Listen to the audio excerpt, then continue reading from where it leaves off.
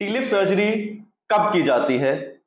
भला कोई भी स्पाइन सर्जन क्यों चाहेगा कि जो दो लंबर वर्टिब्रे या लंबोसेक्रल जंक्शन जहां पे नॉर्मल मूवमेंट पॉसिबल है, जिसकी वजह से इंसान आगे झुक पा रहा है, पीछे मुड़ पा रहा है, ऐसे दो वर्टिब्रे को कोई भी स्पाइन सर्जन फ्यूज क्यों करना चाहेगा?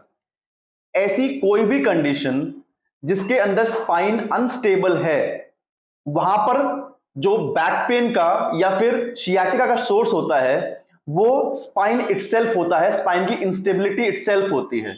तो इसका जो निवारण है, जो सोल्यूशन है, वो ये है कि हम उस डिस्क को पूरी तरह से निकाल दें और उन दो लेवल्स को हम फ्यूज कर दें, उन दो वर्टिब्रे को हम एक बना दें, ताकि जो एबनॉर्मल मूवमेंट वहां पर नहीं होनी चाहिए वो ना हो और जो बैक पेन है या शियाटिका के लक्षण है वो रिजॉल्व हो जाए।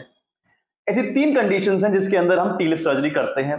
पहली है स्पॉन्डायोलिस्थेसिस। स्पॉन्डायोलिस्थेसिस मतलब होता है किसी भी दो वर्टिब्रे की एबनॉर्मल स्लिपेज, जो एबनॉर्मल मूवमेंट इस तरह से नॉर्मली नहीं होती है, अगर वो मूवमेंट दो वर्टिब्रे के बीच में होने लग जाए तो उसको स्पॉन्डायोलिस्थेसिस कहते हैं।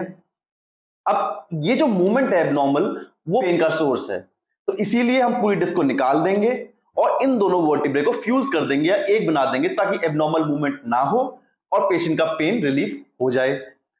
अब सेकंड कंडीशन जिसके अंदर हम टिलिप सर्जरी करते हैं वो है degenerative disc disease.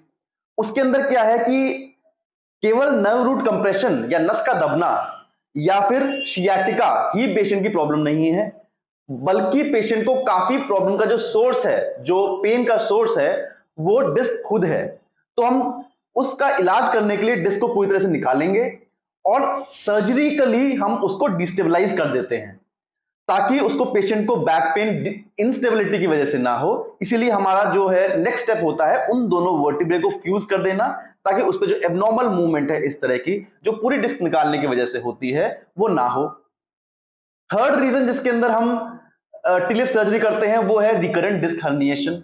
Recurrent disc herniation मतलब होता है जो डिस्क पहले हर्निएट हुई थी उसका इलाज एक बार हो चुका है, अब रिकरेंट दोबारा से डिस्क हर्निएट हो गई है, डिस्क निकल चुकी है। तो इसके अंदर क्या है, हम पहले जो सर्जरी हुई थी उससे कहीं ज्यादा मात्रा में डिस्क निकालेंगे और सर्जिकली वो जो स्पाइन के जो लंबर लेवल्स हैं वो अनस्टेबल हो जाएंगे और उसमें इस तरह की मूवमेंट पोस्ट ऑपरेटिवली हो सकती है। तो ताकि ये प्रॉब्लम ना हो, जैसे कि सेकंड कंडीशन के अंदर थी, इसीलिए हम साथ ही साथ दोनों वर्टिब्रे को फ्यूज कर देते हैं या ज्वाइन कर देते हैं।